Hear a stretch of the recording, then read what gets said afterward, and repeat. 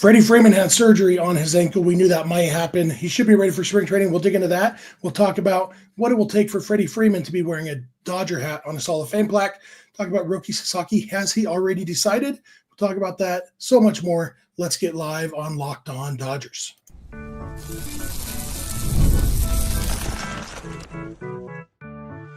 You are Locked On Dodgers, your daily Los Angeles Dodgers podcast. Part of the Locked On Podcast Network, your team every day.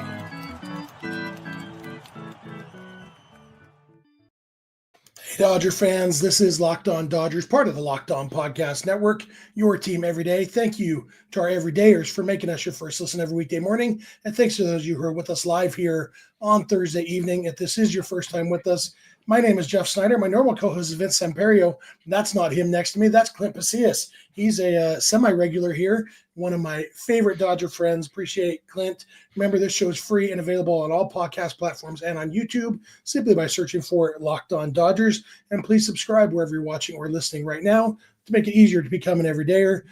Vince and Clint and I, we've all been lifelong Dodger fans, just like most of you. We've also covered the Dodgers in the press box and the locker room. So we bring you the smart fans perspective on our boys in blue every weekday morning. This episode is brought to you by Game Time. Download the Game Time app, create an account, and use code LOCKEDONMLB for $20 off your first purchase. And with all that said, Clint, thank you for hopping in with me. We're kind of doing each other favors back and forth. And let's face it, it is more fun to talk Dodgers with somebody, especially somebody you like, than to talk to yourself and just the commenters. So thanks for being here, man. No, absolutely. Always fun talking Dodger baseball, even when I misspell it on Twitter and it says Didger baseball. Both of them. I love talking with you, Jeff. We may get into Didger baseball. We'll see how this episode goes. You never know. If you're watching this on YouTube, you can see I am in a different location. I am back. You everydayers may recognize this spot from a couple years ago. This is my parents' guest room. Had somebody living in it for the last year and a half, and so I was relegated to my parents' dining room table when I was down here in the ancestral homeland of Lake Elsinore. But the ancestral homeland on the other side of my family is La Puente. That's where my dad was raised. You know that? Beautiful La Puente, California. Hey, listen, we got some good grub out here. And we both have guitars going on in our backdrop. So look at synergy, Snydog. I love it. That's what we do best. So, I'm also recovering from a cold. That's why my voice sounds like this. So please stick with us and let's talk Freddie Freeman. The news side of things, Clint, there's not that much to say. Freddie Freeman had surgery. We didn't know for sure that he was going to need surgery, but I don't think anybody was surprised about it. They said debridement and removing loose bodies, which basically means they went in and cleaned the crap out of his ankle. Figure there's probably scar tissue and, maybe a bone fragment here or there. They just went out and cleared it out, and seems like he'll be ready for spring training. So all good news, I guess. Yeah, one of the things I would say I'm disappointed about is they gave Dr. Neil Elitrash a day off, or he just doesn't work on ankles. But as somebody who's dealt with an ankle issue for 25, 30 years, however old I am, I would love to get myself whatever Freddie had done, because that sounds about right. But all the BS aside, this is what you play for. This is what you want to see in like your teammates. I love the caption mentioning like, hey, you do it for the ring.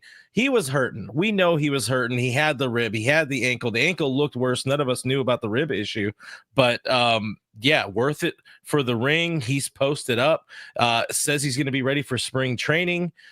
Give me a happy, healthy. I'm pretty sure he would give his ankle just about every year for a World Series ring. Yeah, absolutely. You keep reaching to push buttons for sound effects. Oh, you think you're on your show. I can see that. I can get you. I got you right now. Will it show up on my audio? It should. Let's see. You hear it? Well, it does. Look at that. We're bringing it just for the sound effects. There's your last one. I'm sorry, everybody. I'm sorry. Well, we'll make it a circus. It got me thinking, Freddie, worth it for the ring. And legitimately, Freddie was the World Series MVP. Freddie Freeman is... you can't say there's one reason the Dodgers won the World Series, but Freddie Freeman, the World Series MVP, the biggest reason, at least in that series. And so he's now won one World Series with the Dodgers, one with the Braves. Obviously, he played a lot longer with the Braves. Freddie Freeman has a very good chance of ending up in Cooperstown at the end of his career. What do you think he has to do to have a Dodger hat on his plaque in Cooperstown. You know what? I will say this year really probably made the decision a little bit harder for Freddie when you're trying to, we don't know how much longer he's gonna be playing, but when you're trying to like push forward, look ahead, he's gonna be here for what, at least until through 2027.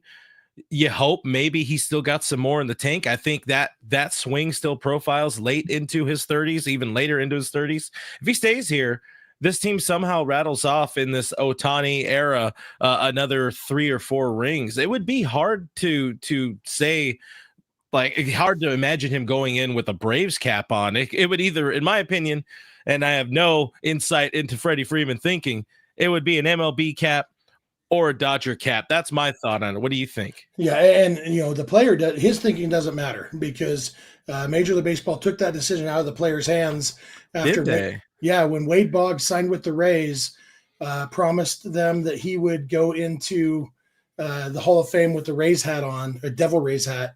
The Hall of Fame took that decision out of the player's hands because they don't want people making deals like that. I would say if the Dodgers win one more World Series with Freddie Freeman, we've locked up a neutral hat. Yeah, and if they win 2 more World Series with Freeman, especially if he wins another either NLCS or World Series MVP, I think it's a Dodger hat. I think because the fact is, by the time he's done it, it'll be 6 seasons with the Dodgers. He played 11 seasons with the Braves, but was only elite for 8 of those. And so only you're approaching, service time, elite time. You're approaching that an even match, and then throwing the postseason success. Yeah, so I'd say, considering the fact that the Dodgers are about to, sign Juan Soto and Roki Sasaki and Corbin Burns and Teoscar Hernandez and everybody else, seems likely the Dodgers are going to win another couple World Series with Freddie Freeman in the uniform. And I think he's going to be a Dodger. That's pandering to the chat right there, and I appreciate it. They're going to sign up everybody, and we're going to make everybody on that's a fan of the 29 other teams upset. But I would be shocked to see him, even at this point, go into the Hall of Fame wearing a Braves cap, just because he's got to feel still a little scorned by how things ended there. Yeah, and again, like if it was up to him, maybe it would. I still think the Hall of Fame, like if this ankle injury ended up being career ending and Freddie's career was done right now, he'd probably get in the Hall of Fame because what an act to go out on, but going out a champion like that, I think he'd still be a Brave if his career ended right now.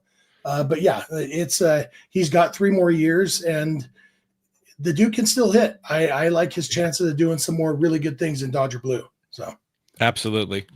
5 more rings.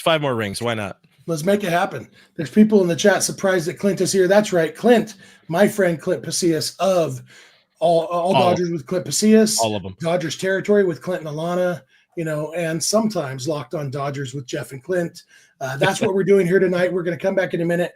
We're going to talk about Roki Sasaki.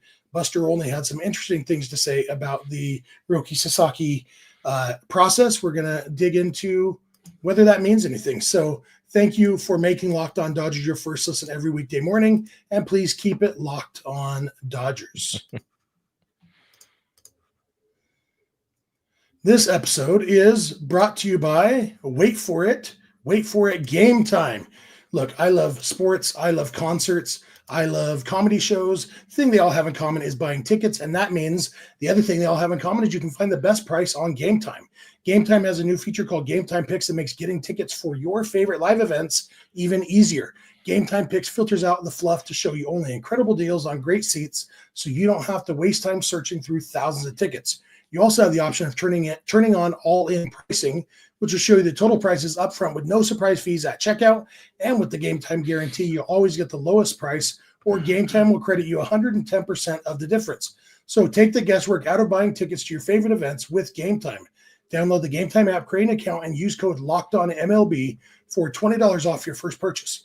Terms apply. Again, create an account and redeem code LOCKEDONMLB for $20 off. Download Game Time today. What time is it? Game time. We are back. Thank you for making Locked On Dodgers your first listen every weekday morning, or your last listen sometimes like you are right now. If you're live with us, be sure to fit in one of your listens, All Dodgers with Clint Pasillas and Dodgers Territory with Clint and Alana. They between those two shows, you're going about 5 times a week too, huh, Clint? Yeah. We stay busy, and especially this time of year when things break, we see how excited this fan base is, how energized they are. Much like Andrew Friedman, man, they want to go out there, keep getting more players, try to give the C the best chance to run it back, and we got to be here talking about it. So happy to be here, always talking Dodger baseball, people here on the YouTube. Appreciate that. Also, be sure to check out Locked On MLB with our buddy Paul Francis Sullivan, aka Sully. Check out Locked On Sports Today and Locked On Sports Los Angeles over on YouTube. All that good stuff. And even SiriusXM, there's no Dodger games to listen to, but they've still got MLB Network Radio. They got a bunch of Christmas channels. Be sure to check out SiriusXM in your car or on the app at home, the SXM app, all that good stuff. So let's dig into Roki Sasaki, Clint. Buster Olney and Jeff Passan had kind of a back and forth about Roki Sasaki. Passan continued to toe the reporter line of, well, I like the Padres' chances. Don't count out this team. Don't count out that team. Buster Olney said he's already decided. It's probably the Dodgers. And the thing I have to keep reminding myself is that neither of those guys has any idea what they're talking about. In this particular thing, I haven't seen any evidence that either of those guys or any other American reporter actually has any inside information on Roki Sasaki. They're basically guessing the same as you and I are. Yeah. Have you seen any evidence to contradict that? No, and I would take it a step further by saying if we are hearing Jeff Passan kind of flip-flop on it, it's one of two things, or really it's one thing. It's he doesn't know, and he's Jeff Passan has made him his name now, kind of being that guy that when he speaks, something happened. There's actually something fruitful. He's very much gotten out of the speculation game, as where somebody like Buster can do that with ESPN, Alden, of course Ken Rosenthal with The Athletic and Foul Territory and all of that. So when they speak, it's like, yeah, they're talking to some people, but when Passan goes, it's like, no, this is a done deal. So he's saying he doesn't know because he quite honestly does not know. It's most likely down to two teams, though. Would be two Southern California teams, the Los Angeles Dodgers and the San Diego Padres. I know everybody boo, and I can do that because I have ultimate power here somehow. But hey, you know what? People are going to want to hear. They're going to want to focus on what Buster Olney said, and he said still most likely to be a Dodgers. What's your take on it? Yeah, I hope he's right. Sasaki is one of those guys who, like, every time we bring up Sasaki, there ends up being somebody in the chat saying he's, you can't count on him to be good. You don't know what you're going to get. He had a bad year. And I keep coming back to, he costs nothing. Like, who cares? It's a prospect. He's literally a prospect that would be dirt cheap. A prospect who, like, has, Paul Skeens level fastball. Ooh. And, his splitter is, according to people who've seen it, better than any splitter in Major League Baseball right now. And yeah, he still needs to work on that third pitch. Apparently the slider isn't great yet. He's 22 years old, and even if he's hurt, if that's why the velocity was down a little bit last year and he needs Tommy John surgery, okay, pay him the league minimum to have Tommy John surgery and pitch for you next year when he's 23. Like it's just like when Shohei Ohtani, I think I've told the story before on this podcast. Back when Ohtani was first coming into the league, and there was every team was interested in Ohtani, and he picked the Angels, obviously. And then there were reports very quickly that he had arm issues, and there was a reporter. I remember who it was. I'm not going to say his name. He acted a little bit petulantly, but he said something about the fact that all 30 teams had seen his medicals and were still involved tells you this isn't serious. And I quote tweeted that, and I said, no, it tells you he doesn't cost anything. Like, there is no downside. Like, it's like if somebody says, I'll give you my Mercedes, and then they say, actually, it's a Honda Accord, but it's still free. You say, okay, thanks for the car. Yeah. You may be bummed you didn't get the Mercedes, but it's still a free car. And this reporter came back, he's not a Honda Accord, he's still a Mercedes. I mean, that's not what I said. I said the fact that all 30 teams were interested doesn't tell you anything about the condition of his arm. And look, Shohei Ohtani has had 2 Tommy John surgeries since then. Arm-wise, he was maybe a Jaguar, really nice car that breaks down a lot. That was, I was right. The other guy was either deliberately or unintentionally misinterpreting what I say. So it's the same concept with Sasaki. Like, yeah, I want the Dodgers to get him because he has a ton of potential and won't cost anything. Yeah, go ahead. So yeah, it's one of those things. It's what the Dodgers do. They take flyers on these kind of players. Usually, it's some sort of low risk, high reward, extremely high upside guy that maybe another team had already casted off. But no, this is somebody who we know the potential's there. The stuff is already there. He's dominated the Japanese league. He's dominated NPB baseball. It's just about hopefully being able to get him, and then you either make him better with your team and with all of your pitching development, the pitching lab, Mark Pryor's pitching lab, or you swung and missed, but you still take that chance to do it. This is a guy, I don't care if he's an Accord, I don't care if he's Mercedes-Benz, a Maybach, whatever he is. I'm trying to get to a World Series and he can drive us there. I lost the thing. I was going somewhere and then I decided to bail on it. But the point is, you go get Roki. But Padres, I do believe the Padres are going to be very, very loud in their interest. And the Yu Darvish factor. We keep talking about that, the importance of him going and pitching with you, and who is he a better friend with? Now that's the point of the speculation, because Rob Manfred said, hey, we have to push his free agency or his posting back until the new international signing period, so everybody has all that sweet, sweet money. It just gave us another month of wild speculation and fun, but it's going to be two teams. Yeah, I think so too. In the chat, Cole says, I bet that rumor about Roki having a handshake agreement with the Dodgers came from Padres GM AJ Preller. It reeks of desperation. It's not even so much like, I don't think Buster is saying the Dodgers and Roki already have an agreement. Like, the fact is, Roki knows all 30 teams are going to be interested. And so he can make a decision, whether, and since it's already not about money, or else he would have waited until he could make a lot of money.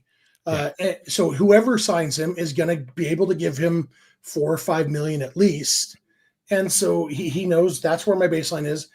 There's plenty of things you can know about a team without talking to them. So yeah, it's possible the Dodgers could just totally botch their PowerPoint presentation and he could change his mind even if he's already decided on them. But if Roki Sasaki knows he wants to be a Dodger, then he'll go through the song and dance with other teams, but it's up to him. This is one of those cases where most of the time in free agency, it's like, well, it has to be a fit between the two. Okay, Roki Sasaki is a fit on all 30 teams because of the talent and the cost. Even the Pirates could afford Roki Sasaki. Even, the Tampa Bay Rays, who are allergic to spending money, could afford Roki Sasaki. So this isn't there has to be a fit. The fit is there.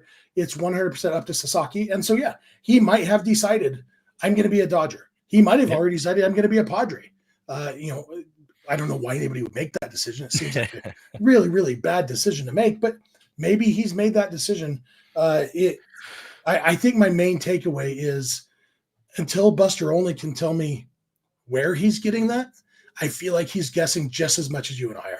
That's fair. And we know the two biggest things that will help the Dodgers in their pursuit of Roki Sasaki. It's one, he's going to want to win. Everybody wants to win. Baseball is more fun when you're winning. And two, look at the players, look at the pitchers more so that the Dodgers have drafted or just developed, random scrap heap guys, or even somebody to a Walker Buehler who they drafted.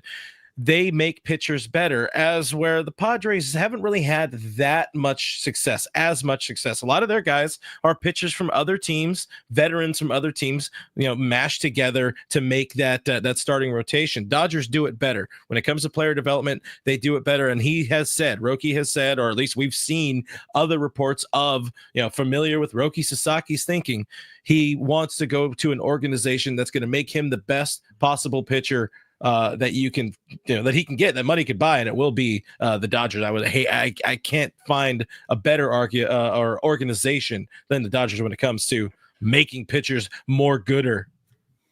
Yeah, and this podcast makes people more gooder at talking too. We do the goodest talking. We're the wellest talkists ever. Yeah. Just so people are aware, I do that in jest, and I have fun with my guy Jeff, because I this one I can get right, because I would imagine you get it, and it probably bothers you a little bit, but not really. But you do smart good. I do smart good. Yeah. Uh, Thank you. yeah. Bob Student 10 says more gooder is bestest. Thank you. He gets it.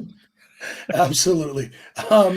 I don't remember where we were, but yeah, I think he's coming to the Dodgers too, for sure. I see we have both Richie and Showtime in the chat. I feel like we should talk about Juan Soto, but we probably won't this episode. But if you want some good Juan Soto talk, be sure to check out Clint's Discord channel, which you can join by joining his Patreon. I'm plugging your Patreon since you don't got a sticker on your water bottle. Tell people where they can join the Patreon, Clint. Yeah, patreon.com/realfrg, or you can go to my YouTube channel, click on the join button there to join our members. One, you're supporting independent baseball coverage, independent Dodgers coverage, which you also do by watching my show, watching Jeff's show, watching all of our shows. But you can take it a step further if you want. For $5 a month, you support the show, and you also get access to our Discord server where we're talking baseball all day long, talking Dodger baseball. I'm in there. Jeff's in there. I recently added our friend Tim Rogers on there as well, who also has a show here on the YouTube. So appreciate you letting me hawk my stuff. Absolutely. You can also become a Locked On Dodgers insider by going to joinsubtext.com/LockedOnDodgers. Also just a few bucks a month to get text directly from us. We texted about Freddie's surgery today, so you don't have to be stuck on Twitter or any of those other social medias all the time. We will take that hit for you and keep you posted on Dodger stuff. We're going to come back in just a minute. We're going to talk about Clint and Alana actually had Austin Barnes on Dodgers territory earlier today. We're going to talk about that, some of his comments about Clayton Kershaw and stuff. And then Blake Treinen's comments on foul territory, right? Is that what he was on? Yeah, he was on foul. So we're going to dig into that. So thank you again for making Locked On Dodgers your first listen, and please continue to keep it Locked On Dodgers. This episode is brought to you by FanDuel. Get ready to tackle the NFL action with FanDuel, America's #1 sportsbook. Because right now, new customers can bet $5 and get $150 in bonus bets if you win. FanDuel Sportsbook app gives you everything you need to place live bets on the NFL all in one place. So when you get a hunch in the middle of the game, you can check out the latest stats, view live play-by-play, and so much more on the same page where you place your bets. Just visit FanDuel.com to join today. And we're looking at the NFL odds for this weekend. As Vince has told you many times, the best money is always betting against the Raiders. Vince hates the Raiders the way only a Raiders fan can.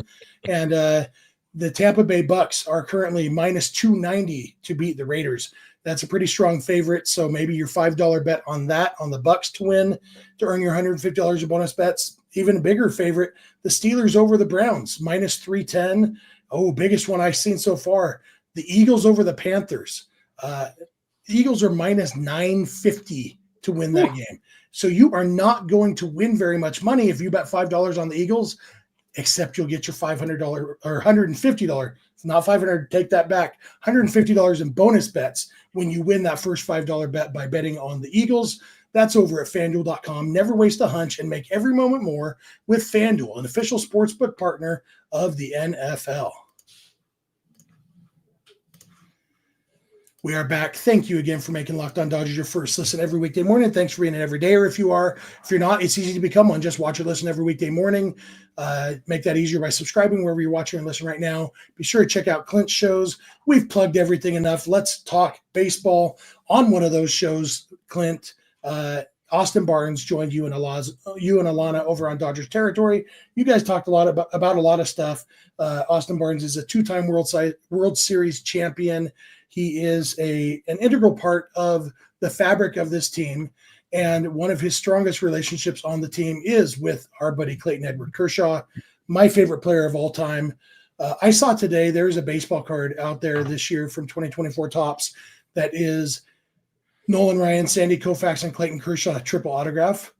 I have a son who's named after Nolan Ryan and Sandy Koufax. His name is Ryan Koufax Snider, and Clayton Kershaw is my favorite player of all time. Somebody get me that card.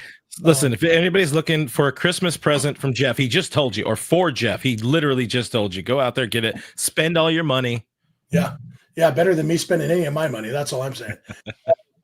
Barnesy, you asked him how Kershaw's doing, and tell us what Barnes had to say about Kersh. Yeah, keep it short and sweet. I love what Austin had to say. He said the toe looks nasty right now. Of course, Clayton had the toe surgery, the knee surgery. The main thing I was trying to get out of Austin was something about, being Kershaw's friend, the legacy, playing alongside him now for the entirety of his big league career. So, two important takeaways is one, Clayton's happy, he's healthy, he's bouncing back. Hopefully at some point in time we'll be throwing a baseball again, and soon enough after that should sign a deal with the Dodgers where we fully expect him to be a Dodger for life, because he told us that while a little drunk and maybe having a cigar or two on the stage at that parade. So good Kershaw news from Austin, but overall just great talking to Austin today. A really good dude. I gave Alana a little bit of something, a little bit of to do in during I'm trying not to cuss here on the show if you can't tell. I appreciate that. And he backed up Alana in that. So overall good dude. 909 represent, IE represent, Riverside, all that kind of stuff. But to the Kershaw stuff, he should be back and will be another eventually another factor for this Dodgers rotation, which we should see shift to a true, or at least a more true, 6-man rotation at some point in time in 2025. Yeah, Kershaw has said repeatedly, at least 5 times now, including a few times when he wasn't drunk, that he is coming back to the Dodgers. So Dodgers for life. We will see him at some point back with the Dodgers, maybe just long enough to get to 3,000 strikeouts, maybe long enough to get to 3,000 strikeouts and win a third World Series title, but actually get to play in the postseason this time. We'll see, but Kershaw will be back, maybe with a locker next to Blake Snell's.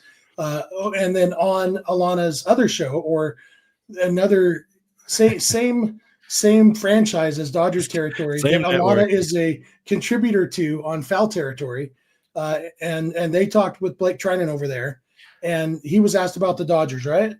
Yeah. So great interview. Alana pinch hit for Scott Braun today. They did have Blake Treinen in on Foul Territory with herself, Trevor May, and Eric Kratz, and I recommend everybody, any Dodger fan, go watch that, because this is the most loose and open I've seen Blake Treinen. We had him on Dodgers territory a few times this year.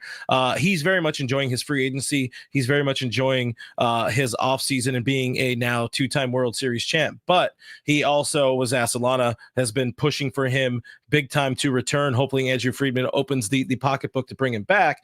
And his thing was, look, I have nothing but great things to say about that organization. I'm hoping we could do anything we can to work out a return. Blake Treinen wants to be back. We know Dave Roberts wants him back. I think just about everybody in the chat would love to see Blake Treinen back, with how important of a role and important of a workhorse he was for this team in October. So once again, much like Teoscar Hernandez, we know he wants to be back. We seem to be getting closer to getting the gang back together and hopefully running it back. But good stuff from I call him BT49 today. Yeah, Treinen is an interesting one just when you look at it from a money perspective, because in 2024 he only made $1 million, but that was because he was coming off injury. He hasn't made less than $8 million in a year since 2019. Before this year, hasn't made less than $2 million since 2017, and basically when he was still on the league minimum. And so that $1 million contract was an outlier. It was a make good contract. Yeah. Now that he made good, it makes sense that he might be looking to make more. And I still feel like it's hard to picture the Dodgers letting a few $1 million get in the way of him coming back. When he wants to come back, he's a big part of this bullpen. He's 36 and a half years old. He's probably only got a couple more years left in him, and he's comfortable with the Dodgers. They're comfortable with him. It makes sense for Treinen to be back, and whether that's at $1 million again, or at $5 million, or $8 million, whatever that number is. When you've got the Dodgers looking at, they're currently saying, well, how much should we offer Soto? 600 or 700 or whatever, just offer him 692 and throw $8 million at Blake Treinen, get him back, because he is, especially with Hudson retiring, Hudson was the guy they all looked at as the heart and soul of the bullpen, not necessarily the arm all the time, but the heart and soul. Treinen is that same kind of guy, and the kind of guy, when we talked to Ben Kasperius a week or two ago, he talked about Blake Treinen and the influence he's had on him already, learning how to be a relief pitcher. Treinen has that, hashtag veteran presence that teams need, especially in a bullpen. Those guys spend so much time together, and even some of the guys, Brusdar Graterol is still a young guy, still needs that mentoring, all these guys. And with how many guys, whether it's Dustin May or Nick Frosso or, Justin Robleski, young guys who may end up in the Dodgers bullpen this year. I think having a guy like Blake Treinen, even beyond the fact that he's still very good on the mound, could be really important for this Dodgers team. Yeah, and there's something to the been there, done that factor, I think, especially for this team. I've talked about it a lot here on the internet when the team was bounced after 2023. They're swept by the Diamondbacks. Once again, reporters kind of pressing Andrew Friedman, like, how are you going to go out there and try to get some like proven postseason players? And he's like, how do you quantify that? How do you find proven postseason players? Well, they kind of did with guys like Kike Hernandez. He always seems to turn it on under the big lights.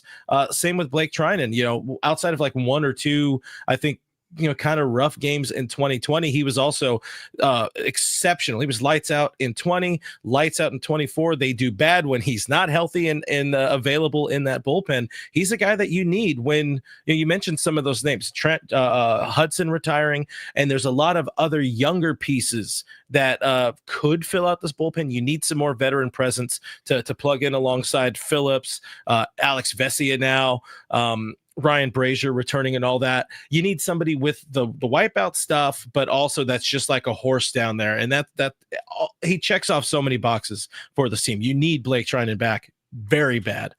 Yep. Make it happen.